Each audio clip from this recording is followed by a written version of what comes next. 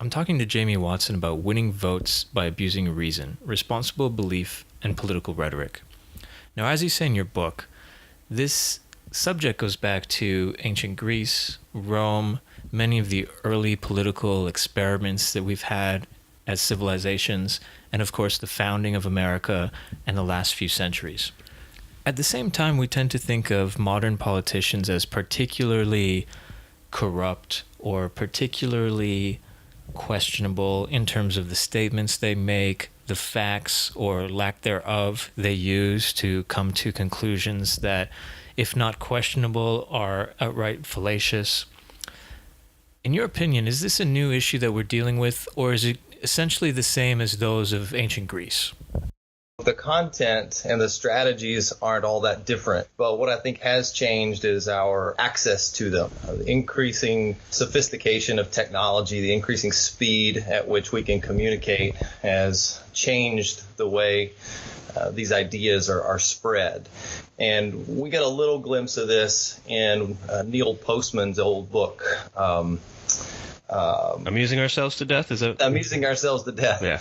And Postman talks a lot about how television changes the way the medium gives us access to the message. But I think Postman's sort of general point is applicable even to our digital age. And so the idea is, we get information really quickly. We get it in sound bites. There's so much information. Someone has to filter it for us, whether it's the experts or whether it's the government officials or whether it's the private media agency. And all this filtering has a certain effect. And part of the effect is we get lots and lots of information in a very, very thin, not very sophisticated way.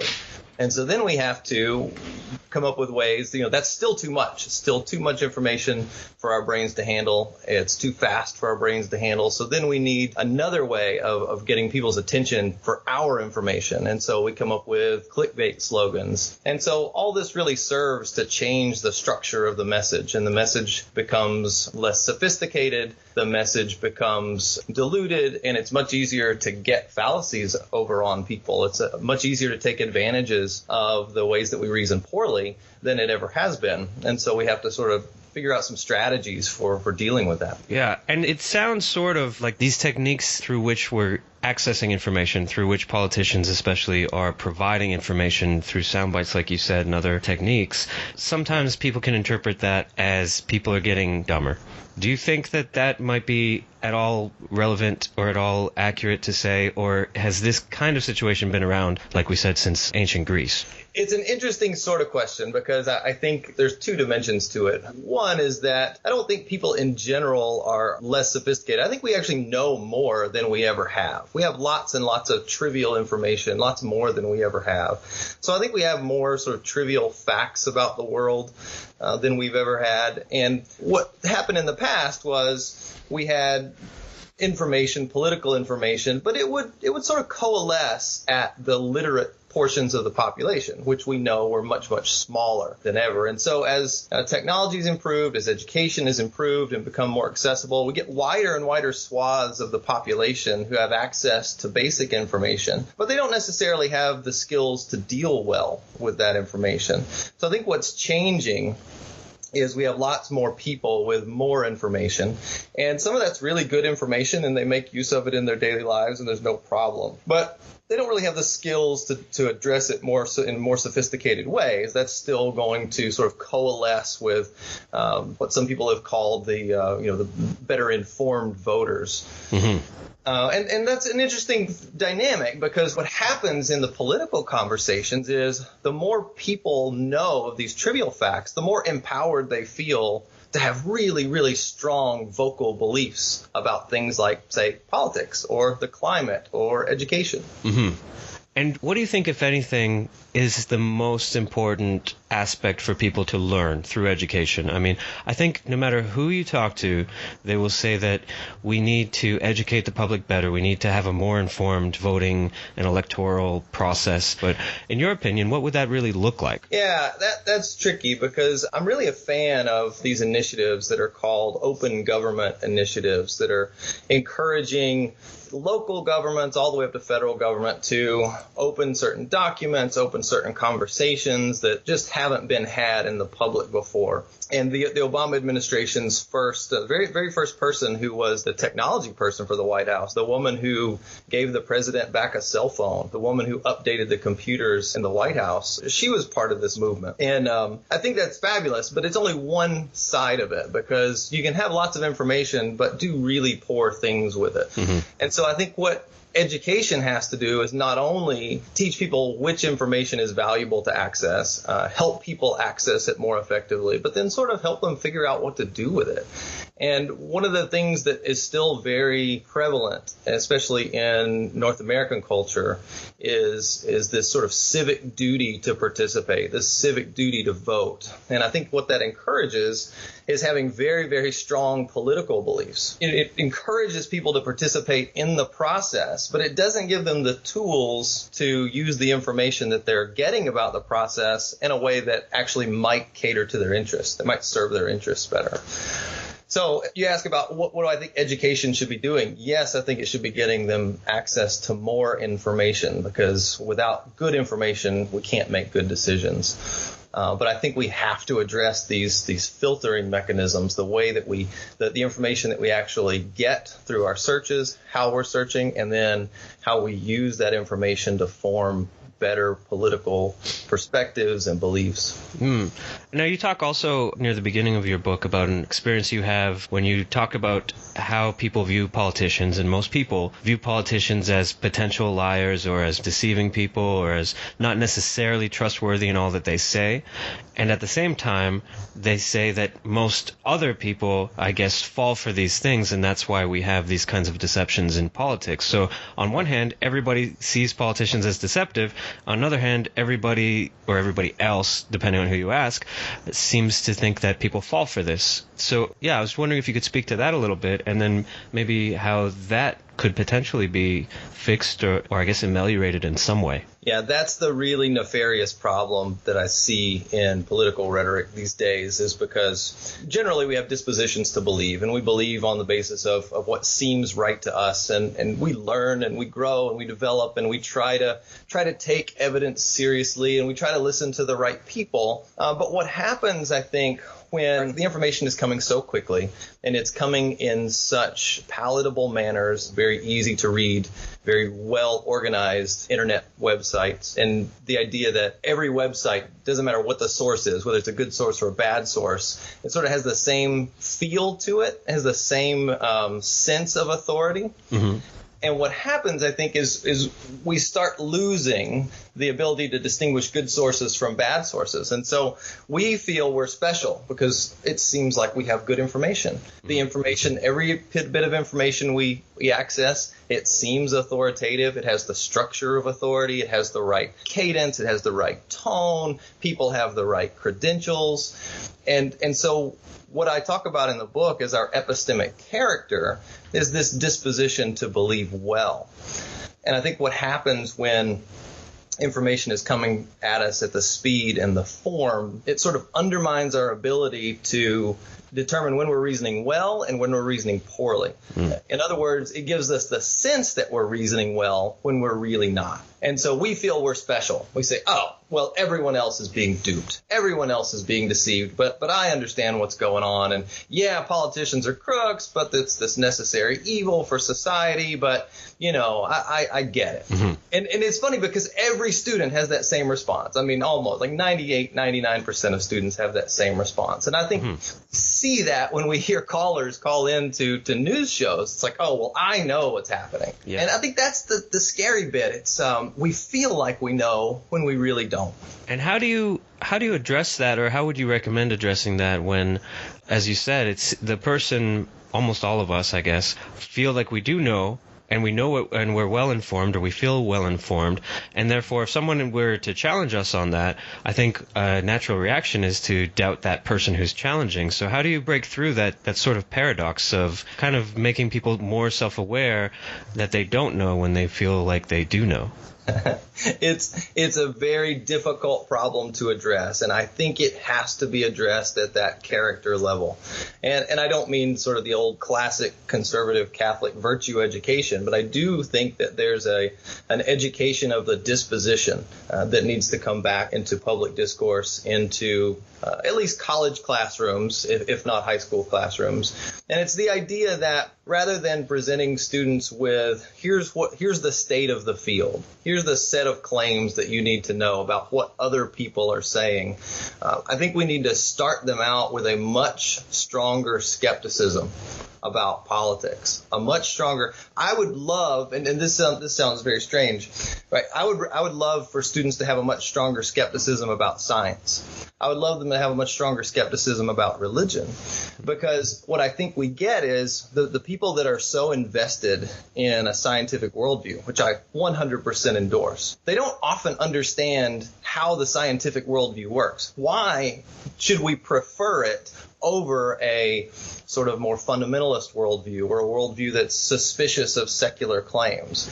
And our inability to explain how it works, why science might be superior to other worldviews for answering certain questions. I think that we spoon-fed students this idea that, well, science works. Yeah, it does work. But until they understand why it works and actually the limitations, and that scientists actually disagree, and that a number of scientific research articles are redacted every year or retracted every year because of errors in scientific methodology, that science is a process. It's not this sort of be-all, end-all. We have this set of conclusions, and we're never going to challenge them again. I think if we can instill in people this skeptical disposition, so that they start asking more how and why questions at every level of education, will help at least to avoid what I think is occurring when people retreat back into the "that's my opinion" bubble. When we get in these public debates, it's very easy, and we're tempted because we don't like conflict, and we don't want to challenge one another, and we don't want to seem, you don't want to get in a conversation with a bunch of scientists and start being skeptical about science, right? You definitely feel like an underdog. But the problem is, why can't we ask genuine questions? Like, tell me about climate science. Tell me how the climate models work, because I've heard different things, and I just want to understand what you're using to draw the conclusions that you're drawing. And so if we can address it at the character level, I think it's going to be key. I think the very first bit of that, is to believe less, and to believe less strongly all across the spectrum, whether it has to do with religion or science or politics. If we can instill in students that disposition to, when they hear a claim, rather than saying, yeah, that sounds right, or man, that really resonates with me, to say, well, why do I think that's true?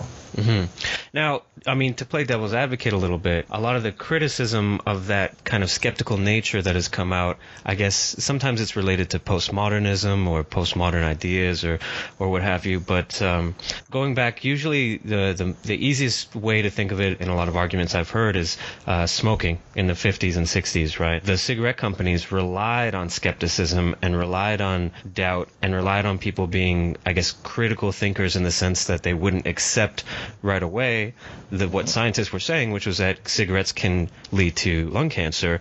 And so, I mean, while I totally understand what you're saying, how would you respond to people who basically have used that kind of skeptical, critical thinking to the advantage of, I guess, big business or corporations or people who are doing things that clearly are not in the public interest, like, for example, cigarette companies, who for the longest time were able to say, like, hold your opinion until all the information is in, right? And so that gave them a few decades to maintain this idea that we don't know whether cigarettes cause cancer. Keep that skepticism until we know for sure. And I still every now and then see people today saying, we don't know for sure that that's the case, when I think pretty much any scientist or any medical professional would say, yes, cigarettes are not good for you. There's no debate, really. Yeah, and I think there's two things going on there that are concerning. So I agree with you that it's a problem if you push skepticism too far. it sort of undermines your ability to make decisions. And that's certainly not what I want to get at. I think people should end up with beliefs. And the beliefs that they end up with, I do believe they should hold them, less firmly than I think that we're encouraged to do today, especially with politics. And so first thing is that part of the cigarette problem was the lack of transparency in the research. The research was not available, was being prevented from reaching the public.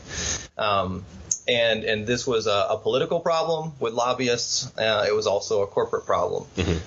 And so you can say all day long, you should be skeptical of this research as long as the research is available there to contradict you. If you're preventing people from having the research and saying you should be skeptical, then we have the problem. We've actually prevented you from being able to reason well through a coercive measure. The other thing I think that's going on there is hold off until all the evidence is in doesn't mean continue with your old beliefs, right? So don't keep smoking, right? You can actually make a more nuanced judgment there rather than keep smoking or don't keep smoking. One might be, well, I'm not sure. And in fact, there's a question here, might be a reason to either stop or slow down or to reconsider. It's not the disposition of, hey, don't, wait till all the evidence is in sounds like an encouragement to, well, just keep going about your business. And I don't think that's the skeptical call. The skeptical call is not go about your business. It's, hey, there's more going on here.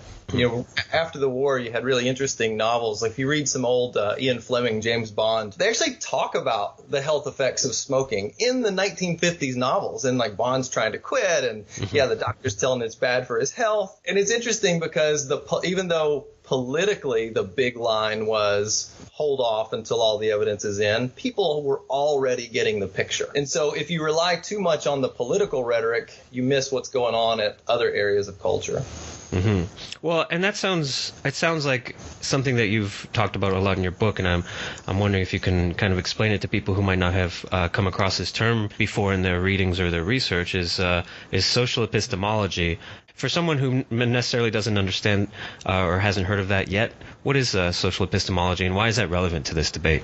Yeah, it's a great question because it's a term that's not widely known among people outside the academy. So epistemology is just the study of knowledge and justified belief. And traditionally, epistemology was a very individualistic notion. Is my belief that I'm seeing a water bottle justified? Do I know I'm sitting in front of a computer? And it was a very much a concern with the evidence that I have, the evidence I have access to, the evidence that I can access introspectively in my own mind, my own memories, my own perception. But what we realize, the more we interact with one another, is we actually rely on other people for a large portion of our beliefs. We rely on our parents. We rely on the authors of textbooks we read. We rely on politicians and weather people and scientists. So the question is, how does society influence the beliefs we have? And how can we know well, given that it's not just an individual matter,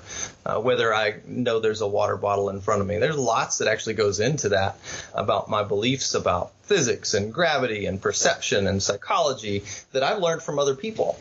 And so social epistemology asks questions about how knowledge is structured as we interact with one another. So it addresses questions of testimony, expertise, lots of questions about contexts under which you form beliefs. And so for my purposes, I'm very interested in what sort of authority political figures have when they try to tell us things about our world, whether they're policy things or whether they're environmental things or whether they're military things.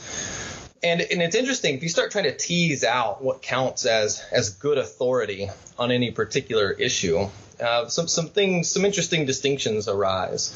So if I'm walking down the street and I want to know what time it is, and I ask someone, I don't have a watch, I don't have my cell phone, I ask someone what time it is, and they pull out their cell phone and tell me, and I don't see it. So I'm relying wholly on their ability to read their cell phone and not lie to me. Now you might say, well, why would I trust someone under such circumstances? It's a stranger. It's a context in which we don't have any trust built. There's no expectation of trust. They're not serving in any professional capacity. But what we realize is that under most conditions, the person has really no reason to lie to me. And the more we study how testimony works in such environments, we see that people are fairly honest. So if I know that, then I'm pretty good to trust this person. It seems like they have authority. Now, are they experts? Well, no. Expert seems to be a different sort of thing. So the testimony of someone who's an expert has to have a number of different contextual features. There has to be some sort of trust that's imbued in them through, say, a study in a professional field. There has to be a widespread ability to understand and explain concepts within a subject matter. Mm-hmm. And so then you start saying, okay, well, imagine a politician is telling you about some economic policy. And you say, okay, well, is this person an economist? Well, no, not an economist. And is this person, have a sort of trust imbued in them? You say, well, yeah, that's kind of the case. They're serving in a public role. They're serving in a professional capacity. So we think that they have a right to speak about these issues. But then, okay, beyond that, what reason do we think that their claim is reliable? And now things start to get murky. They're not an expert in the field about which they're speaking. They have a professional capacity, but what that professional capacity entails for any particular thing they say is not all that clear. And so you start asking, well, are they political experts of a certain stripe? Are they moral experts of a certain stripe, trying to cast a moral vision for society? And it becomes really tricky to figure out what sort of authority a politician could have to speak about an issue in their role that's beyond something trivial like they would learn in a political science class or in a law class. Mm-hmm. And I think that's the fascinating bit about social epistemology when you apply it to political rhetoric, is you start going, oh, wow, I am accepting a whole lot of stuff here that maybe I should be questioning. Mm-hmm. Now, when we do question, I mean, you have at least one chapter dedicated to heuristics, and, there's been a lot of interesting studies that you mentioned, like the work of Kahneman and Tversky, and all of these kind of heuristics that allow us to kind of make decisions when we either don't have all the available information or that wouldn't be a possibility in the time frame that we're dealing with and stuff like that. So we just kind of go with these rules of thumb.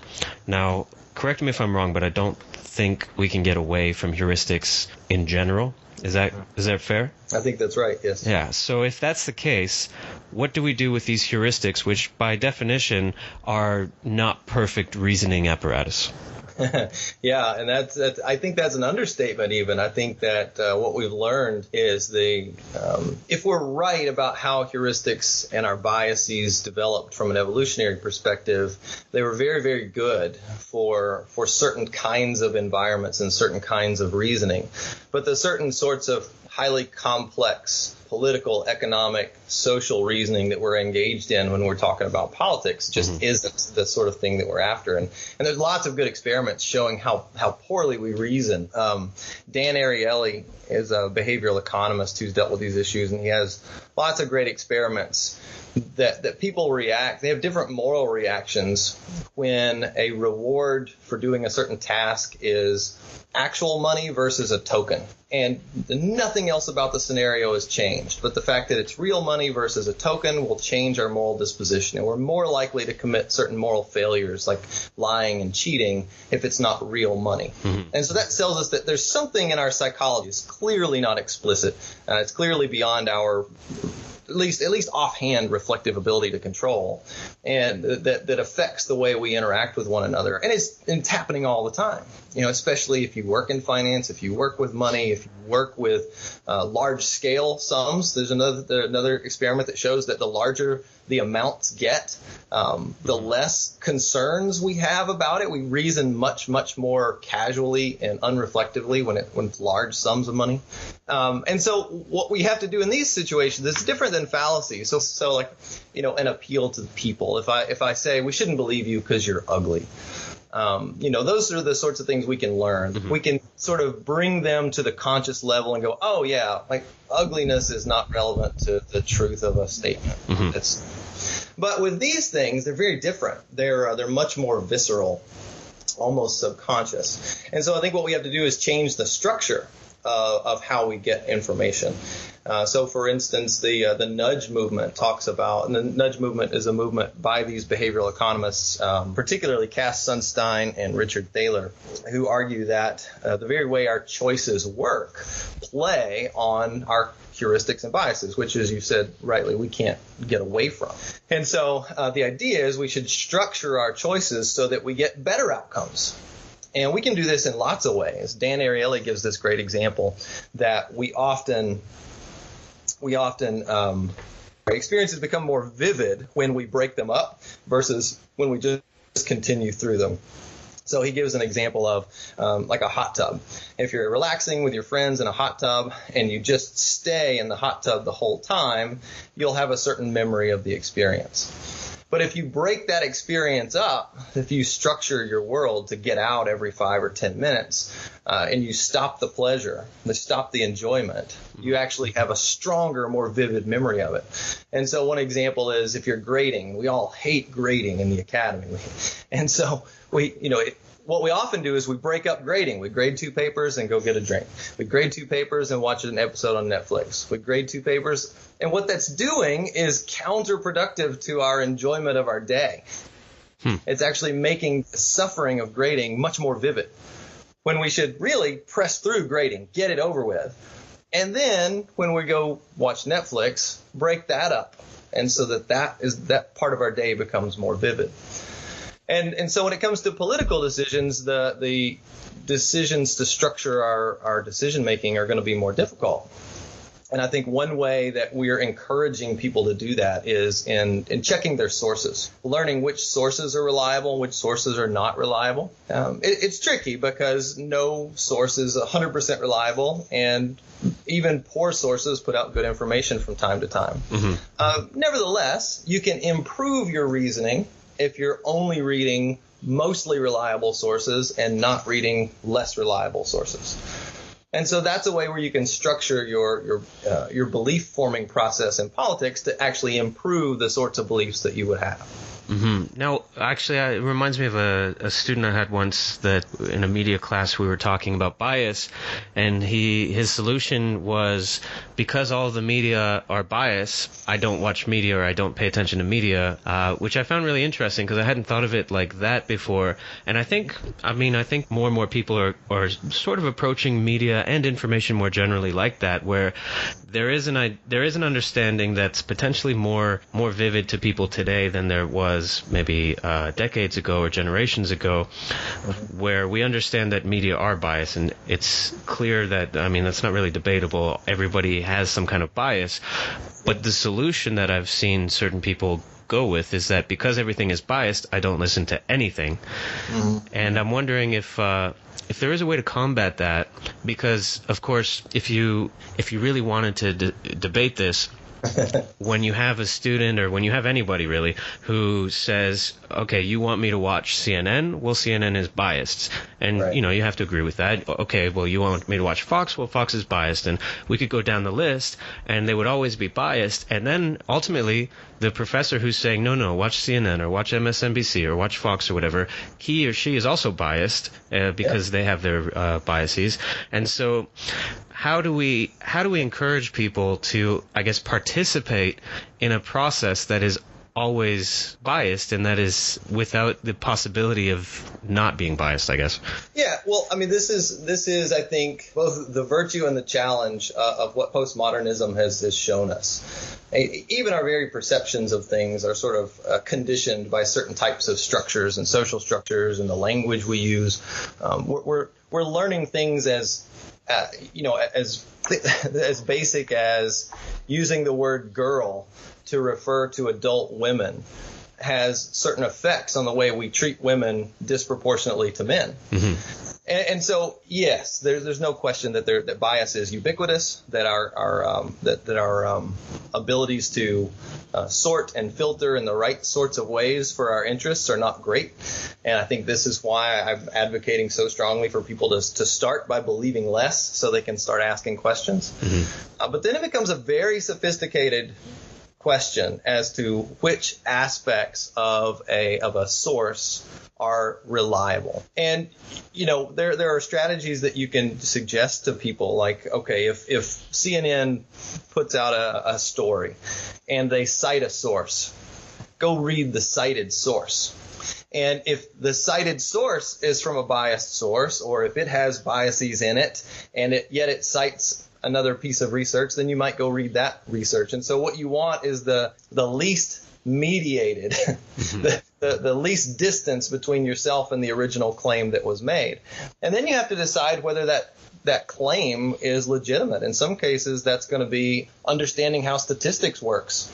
Because if someone has presented a chart to you, so like the Cato Institute puts out graphs all the time, is the data collected from those graphs reliable? You say, well, yeah, it's from the U.S. Bureau of Labor. Well, that's great. Is the U.S. Bureau of Labor doing a good job at collecting data? Mm-hmm.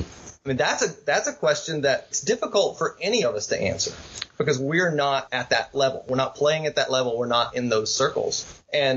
And so I think it's right then, if you're going to believe something that Cato has presented in a chart, and you understand how the graphs work, so you know that the graph is not intentionally misleading, and you realize the data comes from a source that you generally think is reliable, you can say, okay, well, look, I'm going to accept that at least hypothetically as right until I can find some evidence that, it's incorrect. And what this really reminds us of is that knowing what things are really like is very hard. Mm-hmm. And so the people that have this reaction to saying, look, I'm just not going to watch any of it, I get it. I feel it. When you start trying to explain the strategies for getting better and better information, and you realize that even when you get to that bottom level, some researcher who is a human, who is subject to cognitive biases and heuristics, who has a vested interest in getting a research grant to study this topic, may inadvertently misrepresent some piece of information. Mm-hmm. Well, and that's the thing, is that I think the more people hear about and are, I guess, familiar with these issues of bias and of mediation, and the more I hesitate to call it postmodern, but I guess that's what it is, right? It's this idea or an acceptance of constant deferral. And as you said, every study will rely on some previous work. So if your goal was to find some kind of origin, that becomes impossible. Right. And one of the ironies is that in some cases there's clearly not enough evidence, or the evidence or information is not available to those who seek to make decisions. Mm-hmm. But today we have so much more information than most civilizations have ever had at their disposal, and it seems that may in fact be hurting us in some ways. Yeah, that's exactly right. I mean, we have so much information that it's too much for our brains to handle. It's coming at us too fast. It's too complex, and so we rely on a lot of filtering mechanisms. And so the strategy then has to become, I think, to find certain types of broad strategies that address the practical implications of these things. There's a great book by Atul Gawande, who is a surgeon. And he talks about errors. He has several books on errors in medicine. Actually, that's funny. I just read that one. The Checklist Manifesto he wrote, right? Yes. Yeah, the Checklist Manifesto. That's right. And I love that book because he gives this very simple strategy for avoiding errors. It's not grounded in any theory. It's not grounded in the expertise of a surgeon. It's grounded in simple measures that an ER team or a surgery team can take to lower errors. Mm-hmm. And it's making sure that you check all the boxes. You follow the checklist. You engage your team in the process to recognize that, all of us, each one of us is fallible. And one of the things that Gawande uses to endorse this is how well they've worked in other areas like engineering of building skyscrapers and in the airline industry. So yes, we're all fallible. Yes, we all have biases, but there are things that we can do, and we can experiment with these and get better at creating the sorts of structures that will increase our ability to believe and to act in the world. I guess one thing I'm curious about is whether or not you think that there will be significant changes in politics politics, or could be significant changes in politics. I'm looking at your book now, and you make a quote towards the end from Bertrand Russell. You quote him, who said that as long as men are not trained to withhold judgment in the absence of evidence, they will be led astray by cocksure prophets. And it seems like this has definitely happened in the past as far as human history is recorded. Do you think that this is inevitably what will continue to happen, is that people will be led astray by others who seem much more confident? Yeah, it's you always have to be careful about prognosticating. Mm-hmm. But one of the things some of the scholars of classical liberalism used to argue was that once a society starts experiencing freedoms of a certain sort, they'll never go back. You'll experience increase in life expectancy and overall health, and people will be freer to invent, and economies will get better. And they've just been wrong about that. We've seen it over and over in different places in the world where people get certain kinds of freedom and they enjoy it for a while, but then someone comes along and takes advantage of it. And we've seen that in this country, and we've seen that in South America.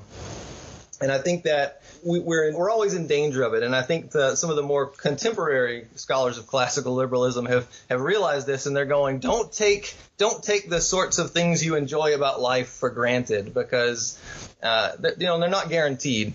And so, no, I think it's very likely that sort of cycle could continue, that things will get better and things will get worse, and things will get better and things will get worse. But, I would love to think that at some point we would get wise and put some structures in either our Constitution or our policy making that would prevent, like a checklist, like in these other areas, but that would prevent sort of the worst sorts of political errors.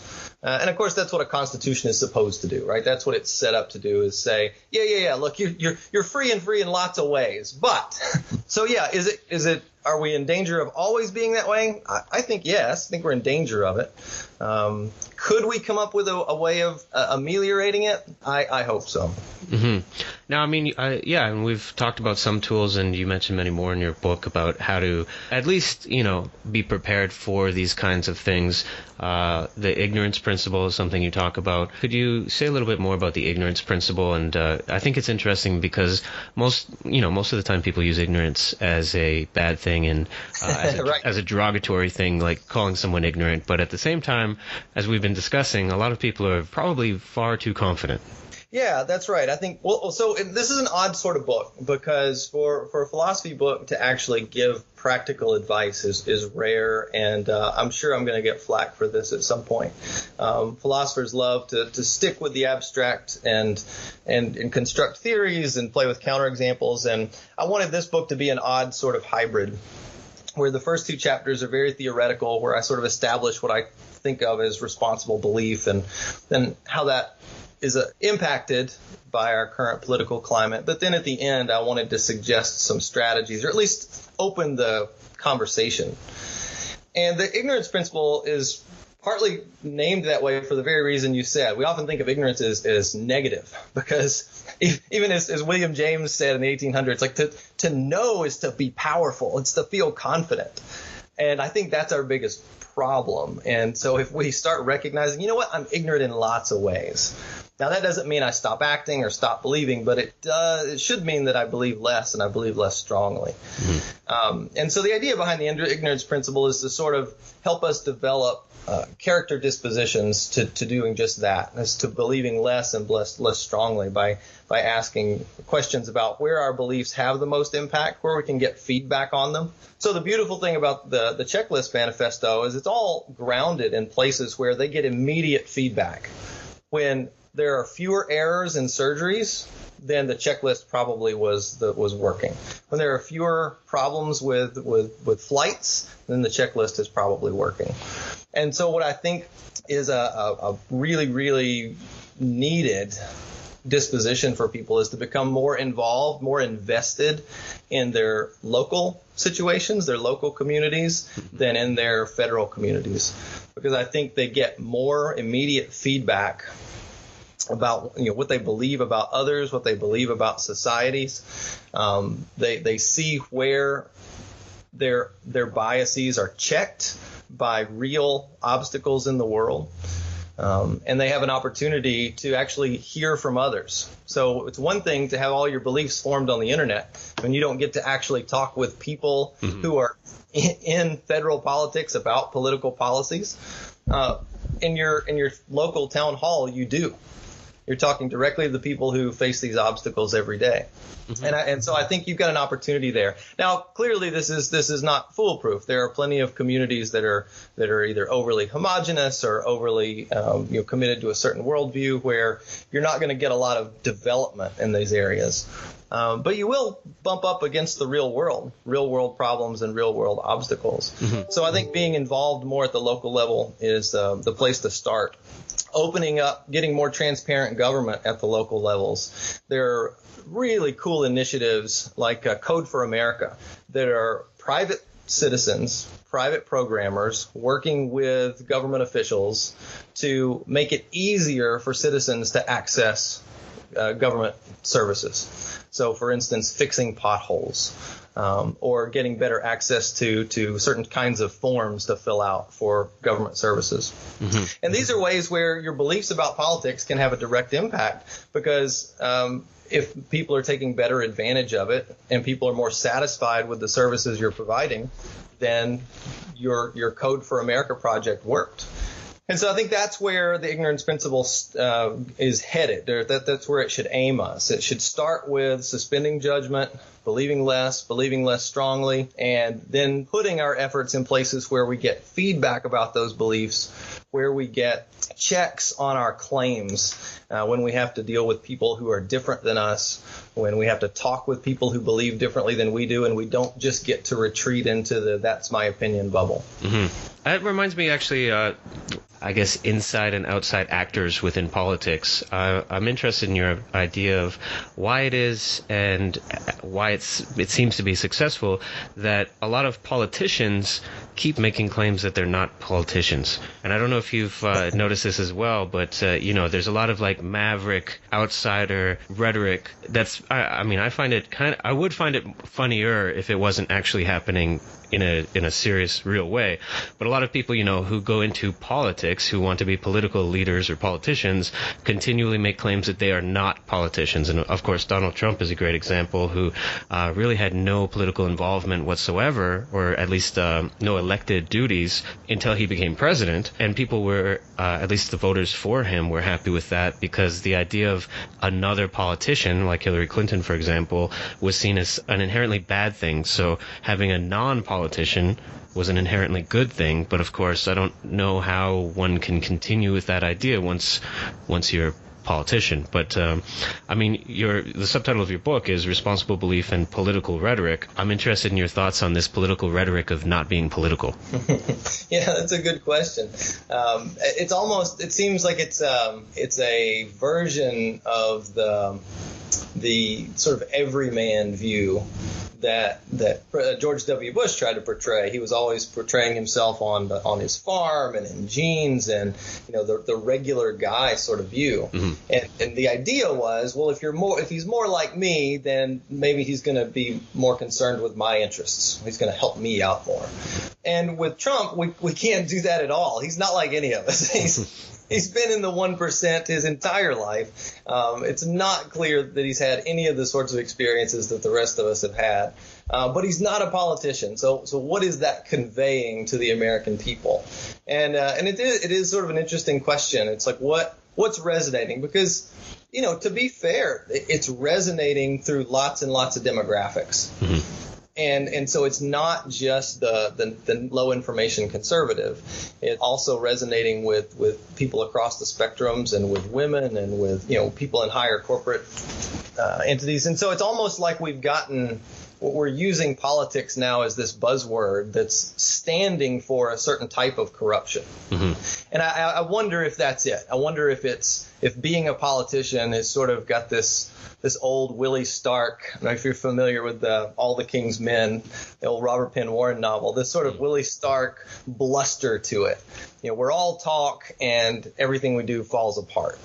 The villains in the Ayn Rand Atlas Shrugged, all the politicians, they talk a good game, but everything they do falls apart in the end. Mm-hmm. And I wonder if we're sort of making an implicit association when we say, I'm not a politician. And, of course, what that does is it set up a false dichotomy. If being a politician is bad, then not being a politician must be good. Mm-hmm. Clearly, that's a false dichotomy. Yeah. and so this is, I think, the way it's being used is being cast that way, but we're not following it through to its logical implication, which is, okay, so what do we want? Yeah, well, and again, I think that it strikes me as something that has implications for logical fallacies, because, as you said, it's a false dichotomy, and in many cases, I think you could say that it's an ad hominem attack and stuff like that. At the same time, though, it does seem to resonate on a more visceral level, right, with heuristics that I have seen a lot of politicians, they have been bad, therefore politicians are bad, and I think that is not so much a logical issue that can easily be claimed, but more of a sort of heuristic that, yes, less politics or less politicians equals somehow ironically better politics. Right. It's a strange move, but it's working for them, practically speaking. Mm-hmm. I appreciate your time, and I want to ask you just one last question, which is for somebody who wants to make a difference but either feels less able to in this political climate, whether that's on a federal level of issues or whether it's on a local level, what kind of advice would you have for people who want to make a difference, specifically in, recognizing for themselves and possibly for others political rhetoric and how political rhetoric is being problematic in many, many ways? Because, of course, as you said, someone who reads your book and someone who's well-versed in this, I think, can begin to understand political rhetoric a lot better and not fall for a lot of these things. But then how does that person go out and make a difference to others, particularly those who will immediately say, well, you are doing this, or you're a politician, or you are whatever, and then effectively use all of these things that the reader may be aware of, but the others may not? Yeah, that's a good question. So I think if you're in that moment and you're very concerned about what to do, my initial suggestions are going to be, why don't you disengage for a week? Disengage from everything for a week and try to and come back to the debate fresh. Come back to it having not heard the latest the latest clickbait about any particular issue. And then ask yourself a really difficult question: is what does it mean for someone to be an expert? And one of the things that I try to emphasize in my book is that it's not an anti-expertise position that I'm taking. In fact, I argue that there are experts and that we should listen to some people and not others. Like your doctor and your accountant. And the idea is to figure out which ones are the ones that we should be listening to. Who should we be listening to? Should I be listening to Wolf Blitzer? What is Wolf Blitzer? What position is he in that he could actually give me information that would improve my beliefs? Now, that's not going to be a question that's super easy to answer. And so I think what that's going to do, hopefully, is put people in a position of going, you know what? This is going to take some time. Because I think if we get too quickly back to, if we try to go find cut and paste strategies, we're going to too easily fall back into the same cycle. Mm-hmm. We're going to say CNN is reliable, Fox isn't. Boom. And we're going to move on with that sort of heuristic. But I think if we start asking, what does it mean for someone to be trustworthy with a particular type of information, and we realize what a difficult question that is, then maybe we'll take a little more time before we start forming these beliefs. And in the long run, then, we develop a disposition to only believe in those cases where we're going to improve our beliefs.